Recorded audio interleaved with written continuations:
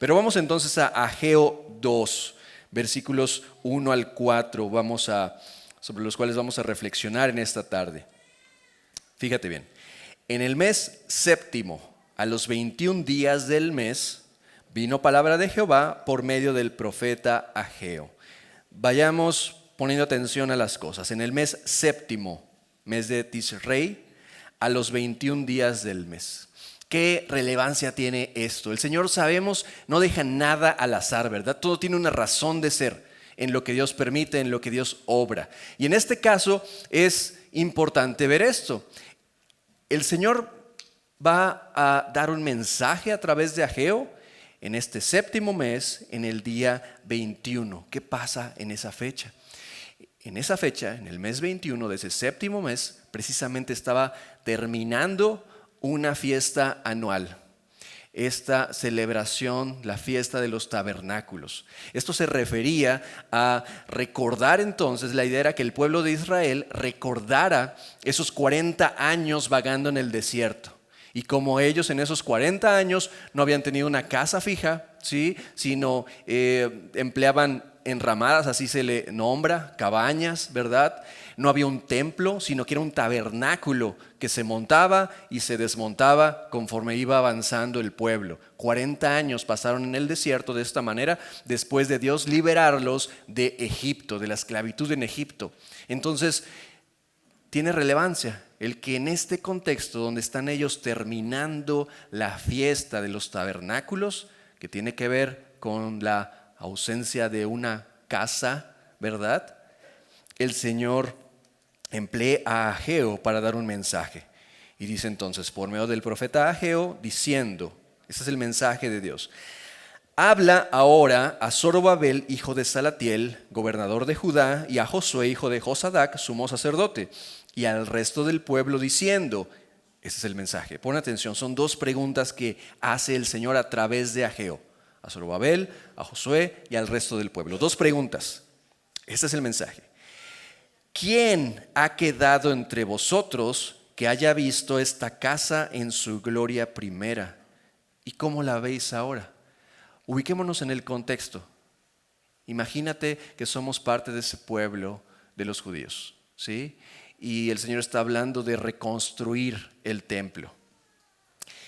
El Señor pregunta esto: ¿quién ha quedado entre vosotros que haya visto esta casa en su gloria primera? ¿Y cómo la veis ahora?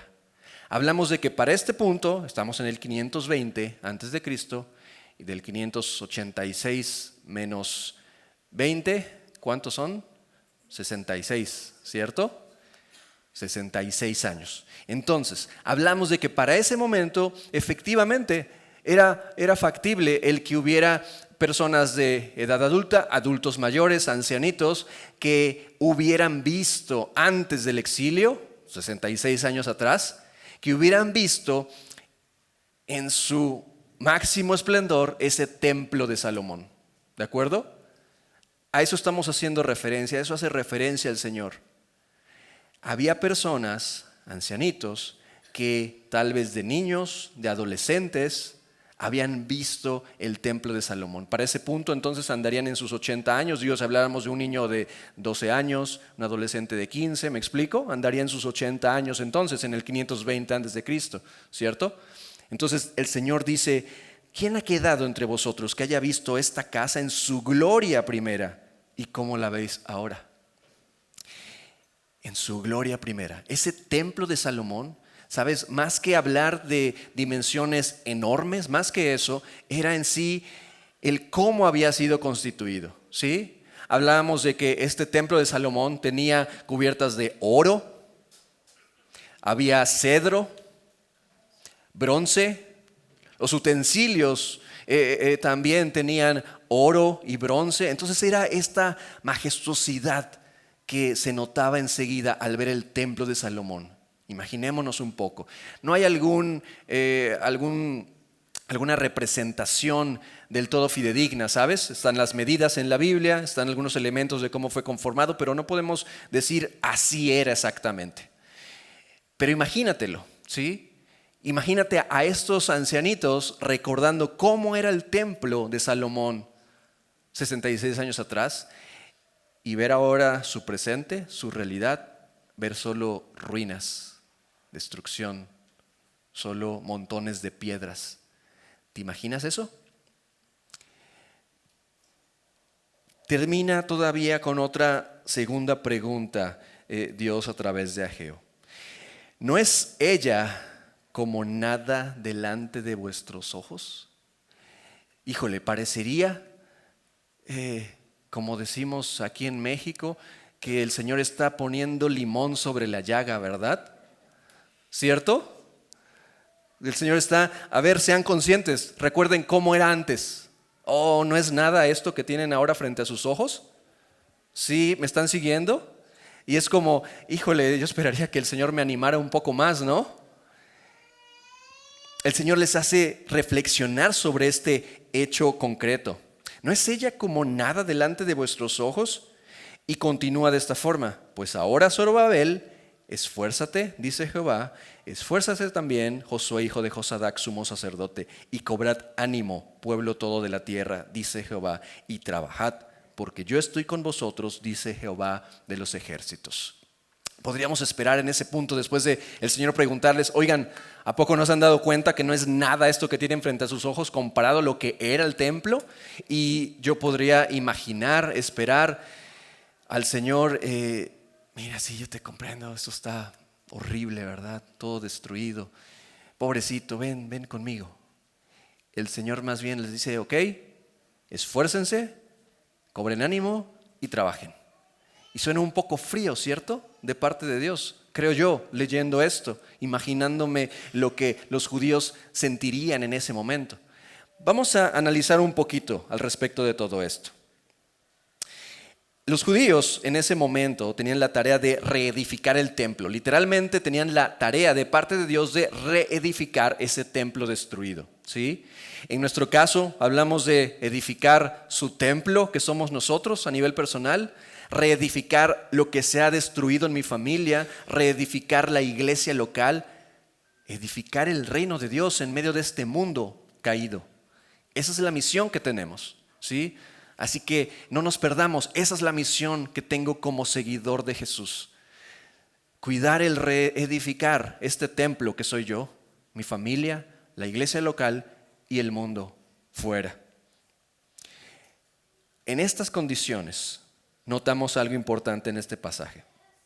Es mejor ser consciente de la realidad que ser ingenuo.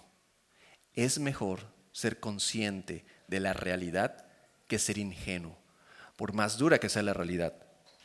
Vuelvo a leer del 1 al 3 Ageo 2. En el mes séptimo, a los 21 días del mes, vino palabra de Jehová por medio del profeta Ageo, diciendo: habla ahora a Zorobabel, hijo de Salatiel, gobernador de Judá, y a Josué, hijo de Josadac, sumo sacerdote, y al resto del pueblo, diciendo, y pongamos atención a esas dos preguntas: ¿quién ha quedado entre vosotros que haya visto esta casa en su gloria primera? ¿Y cómo la veis ahora? ¿No es ella como nada delante de vuestros ojos? ¿Sabes? Una realidad de parte de Dios es que Dios nunca esconde la realidad. Él espera que seamos conscientes de ella. Dios nunca esconde la realidad. Él espera que seamos conscientes de ella. Entonces no es que ante los problemas de la vida llegue el Señor y te tape los ojos para que, pobrecitos, tú y yo no tengamos que darnos cuenta del caos alrededor nuestro. No es que Él nos hable en términos de ideas y utopía, ¿verdad? De algo no real para que no salgamos lastimados tú y yo. No es así. Dios nunca esconde la realidad. Él espera que seamos conscientes de ella. Los seres humanos, si lo pensamos un poco, somos más nostálgicos e idealistas de lo que pensamos. Somos más nostálgicos e idealistas de lo que pensamos y usamos eso como excusa para no obedecer, ¿sí? Tenemos esta idea de, es que antes era mejor. Y no sé tú qué piensas, yo estoy muy seguro, hablando de la música, el arte, el cine, estoy seguro de que antes era mejor. Y mis papás me dirían, antes era mejor. Y mis abuelos dirían, todavía antes era mejor. ¿Y sabes qué? Sí lo creo. Y conforme vamos avanzando para atrás en la historia, sí creo que las condiciones de la humanidad eran mejores. Pero aquí el punto es esto, el que puedo verlo de esa manera, antes era mejor. Y entonces usar eso como excusa para no atender el presente. Porque ahora estoy esperando a que vengan en el futuro tiempos mejores. Y mientras tanto, aquí estoy, cruzado de brazos, porque todo está destruido en el presente, porque el pasado fue bueno, pero hoy no sé qué pasó, hoy todo está destruido, las cosas no tienen sentido, así que sigo estancado, esperando idealistamente que vengan tiempos mejores. Es una tentación, ¿sabes? Es una tentación. Esa añoranza de los buenos tiempos, de los mejores tiempos en el pasado.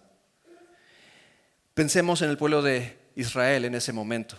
Seguramente que había tristeza en esos ancianos que recordaban el templo de Salomón y veían ahora las ruinas presentes. Había tristeza seguramente, había decepción por recordar el templo en su gloria pasada y compararlo con las ruinas presentes. Humanamente había razones para darse por vencido, ¿cierto? Humanamente había razones para darse por vencido, y es que dirían los ancianitos a los más jóvenes que tú no conociste el templo, era algo hermoso, esto ya jamás era lo mismo. ¿Qué caso tiene? Ellos veían las ruinas y no más la magnífica construcción de antaño. Dios es objetivo. Y Dios invita a los judíos en ese punto a ser conscientes de la realidad. Por más que duela la realidad, es necesaria. Sí, el pasado había sido mejor para los judíos, definitivamente. Por supuesto que sí. 66 años atrás eran libres, tenían ese templo magnífico, tenían seguridad en su nación, tenían su propio rey. ¿Era mejor el pasado en términos humanos? Sin duda. De hecho, ellos eran conscientes de que nunca volvería a ser igual. Y yo sé que añoramos, otra vez como seres humanos, añoramos que eso pasado que disfrutamos, regresar al presente. Es un sinsentido. Las cosas no van a ser las mismas nunca más. Necesitamos abrazar esa realidad. Pueden mejorar las cosas, pero jamás van a ser las mismas condiciones. Los judíos debían reconocer esto, el que era imposible que las condiciones fueran las mismas que 66 años atrás.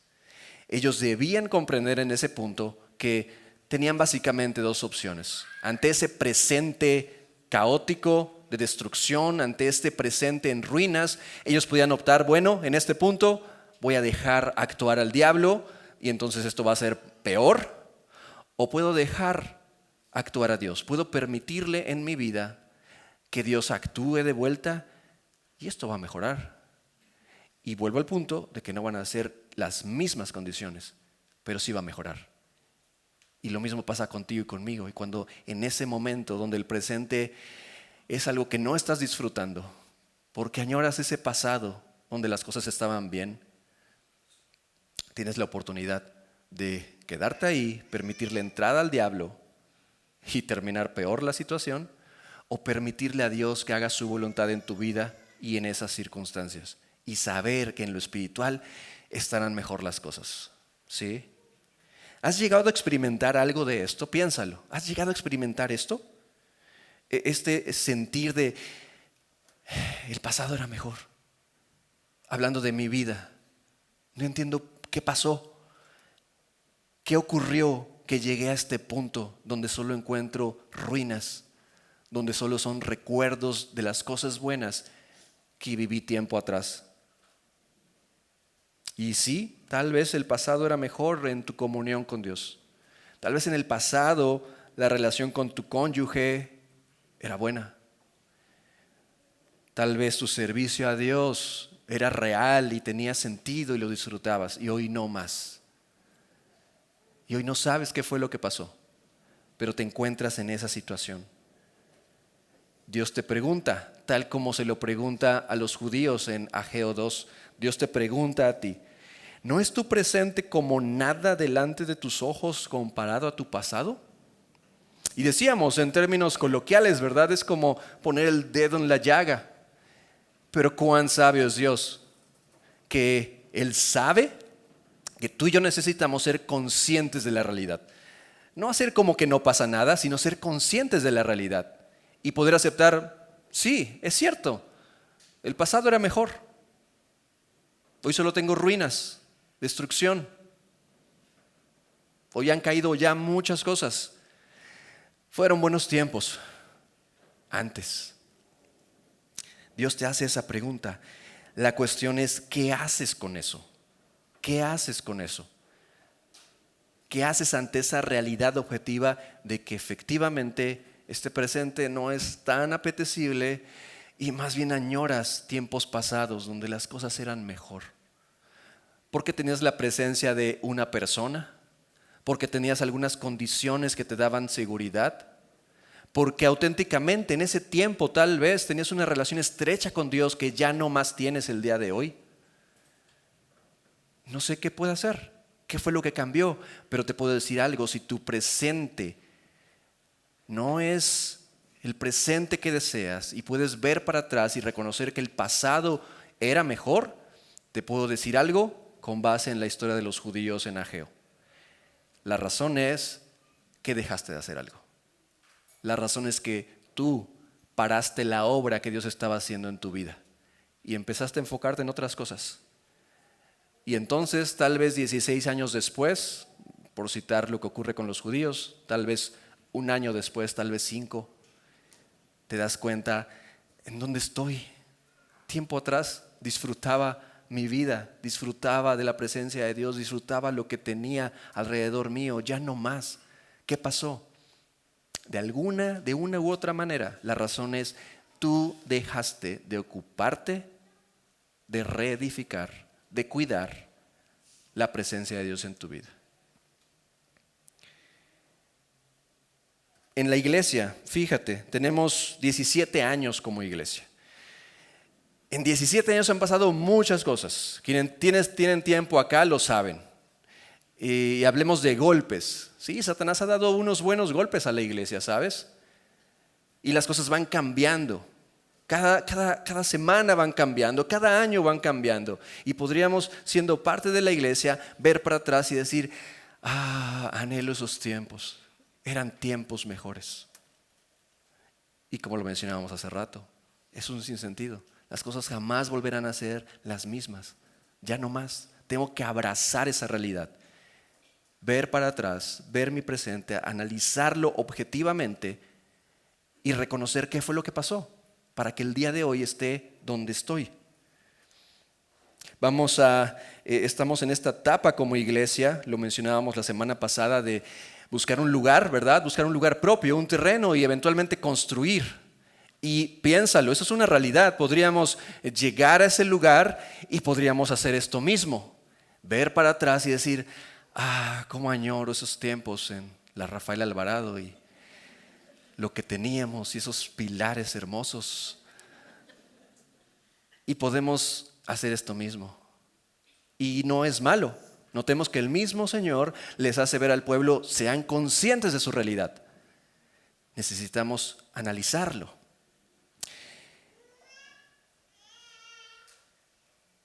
¿Qué espera el Señor ante esto? Analizamos cuál es mi presente respecto a mi pasado. Muy bien, ¿y ahora qué sigue? ¿Qué es lo que puedo hacer? ¿Qué es lo que Dios quiere hacer en mí? Vamos a Ageo 2:4, seguimos leyendo. Ageo 2:4. Dice, pues ahora, y esto se lo dice el Señor después de que hace estas dos preguntas, muy incisivas, el Señor continúa de esta manera. Pues ahora, dadas esas condiciones, dado este presente que tienes, y sí, tu presente no es ni un pequeño pedazo de lo que fue tu pasado, muy bien, pues ahora, Zorobabel, esfuérzate, dice Jehová, esfuérzate también, Josué, hijo de Josadac, sumo sacerdote, y cobrad ánimo, pueblo todo de la tierra, dice Jehová, y trabajad. Si te das cuenta, el Señor no es condescendiente, bueno, pobrecitos ustedes, han pasado mucho, encuentran este templo en ruinas. ¿Sabes qué, Ageo? Diles que busquen, por favor, que les den terapia para que superen esto, ¿no? ¿No hace el Señor algo por el estilo? Les dice, pues ahora, Zorobabel, esfuérzate, dice Jehová. Esfuérzate también, Josué, hijo de Josadac, sumo sacerdote, y cobrad ánimo, pueblo todo de la tierra, dice Jehová, y trabajad. Les recuerda algo importante que leemos entre líneas en esos pasajes y que lo vemos en el libro de Ageo como tal. Les recuerda algo importante. A ver, la vida no se trata de ustedes, se trata de mí. La vida que tienen no se trata de ustedes, se trata de mí. Conforme quieran vivirla para ustedes, es que van a volver a caer a ese punto, citando todo lo que pasa en el capítulo 1 de Ageo, donde van a emprender cosas, van a trabajar y tratar de hacer y soñar, y van a encontrar que sigue habiendo el mismo vacío, siguen quedando igualmente de insatisfechos, no van a ser saciados, porque ese no es el objetivo de la vida. La vida se trata de mí. Es algo que el Señor está mostrando entre líneas. Yo actúo en medio de las peores condiciones, así que espero de ustedes lo mismo. El Señor no actúa cuando los astros se alinean, ¿verdad? Por decirlo de alguna forma. No actúa solamente cuando se dan las condiciones ideales para que ocurra tal o cual cosa. No, el Señor actúa en medio del caos. Él actúa en medio de las peores condiciones, sigue llevando a cabo su obra. Lo mismo espera de nosotros. El Señor los alienta para llevar a cabo su obra, esa reedificación. Y les dice cosas muy puntuales y claras. Esforzarse, cobrar ánimo y trabajar. Esforzarse, cobrar ánimo y trabajar. Esto va en contra de nuestra naturaleza en esas condiciones. Lo más normal para el pueblo judío, lo más normal para ti, para mí, si estuviéramos en esas condiciones y traigámoslo para nosotros, lo más normal cuando tu presente no es el que tú desearías, cuando tu presente a tus ojos solo es destrucción, ruinas, vestigios de lo que alguna vez fue en buenos tiempos. Cuando ese es tu presente, lo más normal es que haya desánimo, o solo soy yo. Eso es lo más común en el ser humano, ¿cierto? Y hay desánimo, es lo más normal. Lejos de esforzarme, voy a hacer lo cómodo. Lo mínimo necesario, lo cómodo. No me voy a esforzar, voy a hacer lo cómodo, lo mínimo necesario. No voy a trabajar en la obra de Dios, voy a hacer otras cosas buenas. Es mi tiempo de alcanzar mis sueños, cumplir mis metas, hacerme de mis cosas, lograr tal o cual cosa. No voy a trabajar para la obra de Dios cuando el presente no es lo que yo hubiera deseado.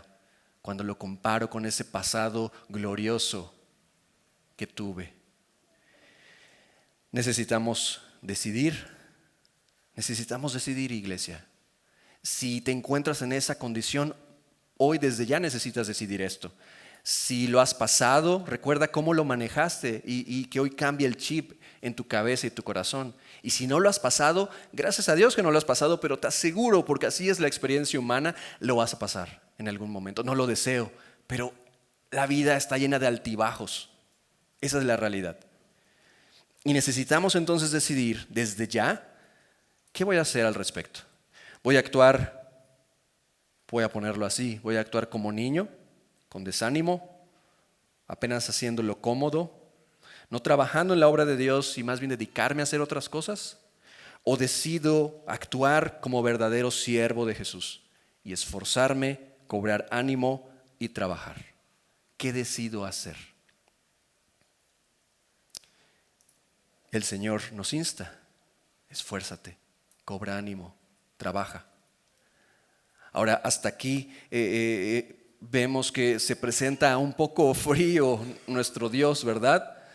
No se toma el tiempo de darnos una palmadita, pasarnos el brazo al hombro, ¿verdad? Y es como, ok, esa es tu situación. Bueno, esfuérzate, cobra ánimo, trabaja. ¿Por qué hacerlo entonces? ¿Por qué hacer esto? ¿Por qué hacerlo cuando las condiciones no son las ideales? ¿Por qué hacerlo cuando puedo reconocer mi pasado fue mejor que esto? ¿Por qué hacerlo cuando no se prestan las circunstancias que yo desearía y tal vez mi lógica me diría que debo esperar más tiempo a que lleguen esas circunstancias? ¿Por qué hacerlo? El Señor nos da esa respuesta al final de Ageo 2:4. Termina diciendo, porque yo estoy con vosotros, dice Jehová de los ejércitos. Porque yo estoy con vosotros, porque yo estoy con ustedes. La presencia o la ausencia de Dios lo cambia todo, ¿sabes? La presencia o la ausencia de Dios lo cambia todo. La presencia de Dios es lo que le da sentido a esto. Si Dios no estuviera con los judíos, si Dios no les hubiera manifestado y no hubiera estado con los judíos en ese punto, no tendría ningún sentido edificar, ¿sabes? ¿Para qué edificar? ¿Por fines arquitectónicos simplemente? La verdad es que si fuera eso, creo que mejor hubiera sido emprender alguna otra obra más grande y que tal vez buscaran pasar como una de las maravillas del mundo. ¿Me explico? Si Dios no estaba con ellos. Si Dios no estaba con ellos, no sería seguro retomar esta construcción. Porque entonces los samaritanos no solo podrían molestarlos, amenazarlos y lograr que se parara la obra, incluso corren riesgo sus propias vidas, ¿sabes? Si Dios no estaba con ellos, no vale la pena tomar ese riesgo. Si Dios no estaba con ellos, no tendrían beneficio alguno en retomar esta obra. No habría beneficio alguno de ningún tipo. No tendría sentido que se dedicaran a reedificar lo que estaba en ruinas. La presencia o ausencia de Dios lo cambia todo. Eso lo cambia todo. Eso determina el que tenga lógica entonces, el que sacrifique mis propias cosas por dedicarme a la obra de Dios. Eso es lo que le da sentido. Te animo a esto. Lee la Biblia y trata de poner atención en lo que tú vas leyendo. Trata de poner atención esos momentos en que el Señor le expresa a una persona en particular o al pueblo entero, yo estoy con ustedes. Ponle mucha atención cuando estés leyendo la Biblia. Trata de remarcarlo en tu cabeza cuando te topes con un pasaje así. Trata de estudiarlo y tomar para ti lo que quepa, ¿sí? Quiero mencionar algunos momentos. Vamos a Éxodo 3. Versículos 10 al 12. En este momento tenemos al Señor expresando a Moisés la misión que tiene para él de ir a Egipto y liberar al pueblo, ¿verdad?, de la esclavitud. Dice versículo 10, ven por tanto, ahora, le dice el Señor a Moisés, y te enviaré a Faraón para que saques de Egipto a mi pueblo, los hijos de Israel. Entonces Moisés respondió a Dios, hizo una pregunta. Es una respuesta, lógica. Creo que yo respondería algo similar. Piénsalo para ti. Entonces Moisés respondió, ¿quién soy yo para que vaya a Faraón y saque de Egipto a los hijos de Israel? Es una buena respuesta. Pregunta. ¿Quién era Moisés? Y ciertamente no era nadie. Hablando en términos políticos, ¿de acuerdo? Estamos hablando de un evento enorme en términos de política y sociedad para Egipto. Moisés no era el presidente de un país poderoso que pudiera ejercer presión sobre Egipto. ¿Me explico? Moisés no era nadie. Efectivamente, ¿quién era Moisés? Efectivamente, ¿quiénes eran estos judíos apenas regresando del exilio? Sin recursos, con su templo destruido. ¿Quiénes eran ellos? Nadie. Un pueblo minúsculo en la faz de la tierra. ¿Quiénes somos tú y yo para pretender que es posible reedificar el templo que soy yo? Que es posible reedificar mi familia, la iglesia local y edificar su reino en el mundo. ¿Quiénes somos tú y yo? Nadie. Tengo que decirte con todo amor y respeto que ni tú ni yo somos nadie. Pero fíjate lo que responde el Señor. Y Él respondió, ve, porque yo estaré contigo. Eso lo cambia todo. Ve, porque yo estaré contigo. Y el Señor entonces le está mostrando a Moisés, sí, de hecho sí, no te preocupes, tú no eres nadie, Moisés. pero ve, porque yo estoy contigo. Eso lo cambia todo. Josué 1:9. Avanza el tiempo y entonces Moisés muere y el Señor va a encargar a Josué que siga la obra de dirigir al pueblo de Israel para conquistar la tierra prometida, ¿sí? Y el Señor está entonces en este diálogo con Josué, encargando esta tarea, y le dice lo siguiente en Josué 1:9. Mira que te mando que te esfuerces y seas valiente. Por cierto, mira que te mando que te esfuerces y seas valiente. No temas ni desmayes, porque Jehová tu Dios estará contigo en donde quiera que vayas. Wow. Salmos 23:4. Es David escribiendo este salmo y dice el 23:4: aunque ande en valle de sombra de muerte, no temeré mal alguno, porque yo soy muy poderoso, porque tengo un ejército enorme, porque el pueblo ha aprendido a honrar mi persona. No temeré mal alguno, porque tú estarás conmigo. Lucas 1:28. Se aparece un ángel a María para mostrarle la obra que Dios estaría haciendo, entrar al Mesías en su vientre. Lucas 1:28. Y entrando el ángel en donde ella estaba, dijo: salve, muy favorecida, el Señor es contigo. El Señor es contigo. Mateo 28:20. El Señor Jesús recordando y reafirmando esta gran comisión para la iglesia, termina diciendo al final del versículo 20: he aquí, yo estoy con vosotros todos los días hasta el fin del mundo. Si Dios está conmigo, ¿sabes? Que me pida lo que quiera, porque lo puedo hacer con Él. Si Dios está conmigo, me puede pedir lo que sea y se hará, porque Dios está conmigo, porque voy con Él, porque es su poder y no el mío. Si Dios no estuviera con estas personas, Moisés no habría hecho nada para sacar al pueblo de Israel de la esclavitud de Egipto. Josué no habría continuado esa obra.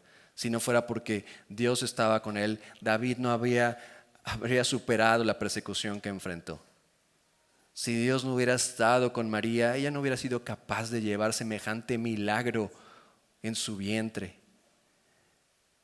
Si Dios no estuviera con nosotros, ¿cómo podríamos pretender alcanzar al mundo para Cristo? Si Dios no estuviera con nosotros, no estaríamos apoyando misioneros. Si Dios no estuviera con nosotros, no estaríamos aquí rentando este lugar. Pero su presencia lo cambia todo. ¿Qué me encarga el Señor? ¿Reedificar? ¿Edificar? ¿Construir? ¿Levantar? ¿Me encarga esforzarme, cobrar ánimo y trabajar? ¿Se puede? Porque Él está conmigo. ¿Sabes? La bendición no está solo en llegar a la meta. La bendición no estaba solo en que el pueblo de Israel lograra después de unos años terminar la construcción del templo y ahí estaba la bendición. No, la bendición no estaba solamente en alcanzar esa meta. La bendición estaba en el proceso para llegar a ella. A lo largo del proceso, al experimentar su presencia en la vida de esos judíos, a lo largo del proceso en que yo me encuentre, al experimentar su presencia en mi vida, allí hay bendición. Y si me encarga algo, la mayor locura que se nos pueda ocurrir, hagámosla. Oye, si en medio del proceso vamos a disfrutar de su presencia, vale toda la pena. Y si nos va a llevar años, vale la pena. Por el solo hecho de disfrutar en el proceso su presencia en mi vida. Lo importante referente a ese templo, lo importante no era el oro, no era el cedro, no era el bronce, no eran esos utensilios hermosos. Lo importante siempre fue la presencia de Dios. Lo importante siempre fue la presencia de Dios. Sí, el templo era majestuoso entonces, irá en ruinas en ese momento, en el 520 a.C. Eran solo ruinas. Sí, el templo fue hermoso. Sí, el templo tenía todos esos materiales preciosos. Pero sabes, 66 años atrás, con todo y ese templo hermoso, la presencia de Dios no era valorada por el pueblo. Te quiero dejar de tarea el que leas Segundo de Crónicas capítulo 36. Segundo de Crónicas capítulo 36. En verdad te animo a que lo hagas y tengas más contexto de lo que estamos tratando. En este capítulo se narra precisamente los últimos eventos antes de que Nabucodonosor, de que los babilonios destruyeran Jerusalén y ocurriera el exilio. En ese capítulo 36. Te animo a que lo hagas. Y es interesante ver cómo el Señor llega al punto de decirles, oigan, básicamente les he enviado profetas, he tratado de acercarlos a mí, ¿no quieren? Ok, llegamos al límite, hasta aquí, hasta aquí. Les di muchas oportunidades, no quieren, hasta aquí. Pasamos a otra etapa, donde ya no puede esperar el juicio. Y entonces es que Nabucodonosor conquista, destruye y se los lleva al exilio. Lee ese capítulo 36. Las condiciones eran diferentes entonces, pero los judíos entendemos, viendo estos libros que hemos mencionado en la Biblia, entendemos que los judíos, gracias a Dios, gloria a Dios por ello, comprendieron su situación. Entendemos que esos judíos efectivamente hicieron este análisis objetivo y pudieron ser responsables. Lo hemos visto, lo vimos la semana pasada, para entender, estamos aquí y esto está así de destruido y esto está en ruinas y sí, no se compara con la gloria pasada por mi pecado, por nuestro pecado, fueron mis acciones, yo me alejé de Dios. Pero ahora quiero decidir volver a Él. Ahora quiero decidir temer a Dios, no más a los hombres, obedecerlo y dedicarme a sus planes, a su obra. Y efectivamente el pueblo de Israel en ese punto se esforzó, cobró ánimo y trabajó. La presencia o la ausencia de Dios lo cambia todo. Necesitamos tenerlo bien claro. Cerrando, quiero mencionar 3 cosas para que lo tengamos presente, para recordarlo. Primero, recordemos que la misión es edificar su iglesia, su reino. Reedificar lo destruido por el pecado, hablando a nivel personal, hablando a nivel familia, iglesia local y el mundo entero, ¿sí? Esa es la misión. 2, necesitamos hacer un análisis objetivo del presente, ¿sí? Comparándolo en un análisis, comparándolo con el pasado. Y no es malo si tengo que llorar, lo digo en serio, y no es malo si tengo que pedir recargar mi cabeza en el hombro de alguien. No es malo desahogarme, eso no tiene nada de malo en absoluto. La cuestión es si decido quedarme ahí estancado por el resto de mi vida o tomar mi responsabilidad y efectivamente esforzarme, trabajar y cobrar ánimo.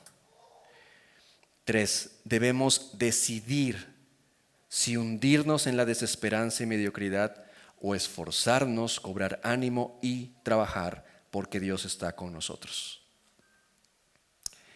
Dios está con el creyente. Si tú has puesto tu fe en Jesús, recapacita dónde estás, en qué parte de la historia te encuentras. Tal vez estás dejando la obra para dedicarte a lo tuyo. Tal vez ya pasaron 16 años y puedes ver para atrás y recordar ese pasado bueno, mejor, glorioso. Y tal vez no has querido aceptar tu responsabilidad del por qué estás hoy en día ante ese presente de destrucción y ruinas. Necesitamos ser honestos con Dios y tomar esa oportunidad que Él nos da. Ha llegado entonces, y lo creo porque tenemos las escrituras en nuestro idioma, estamos aquí reunidos, estamos respirando, creo verdaderamente que hoy ha llegado el tiempo de cobrar ánimo, de esforzarnos y trabajar para el reino de Dios a nivel personal, familiar, iglesia, en el mundo. Ha llegado el tiempo, lo creo, pero ¿tú lo crees? Y no hablo entonces de otros eventos que nos digan las circunstancias están mostrando, hablo de que tenemos las escrituras, las estamos abriendo y estamos leyendo esta historia del pueblo de Israel. Tú y yo tenemos algo que decidir al respecto. Ha llegado el tiempo de cobrar ánimo, esforzarse y trabajar para el reino de Dios a nivel personal, familiar, en la iglesia y en el mundo.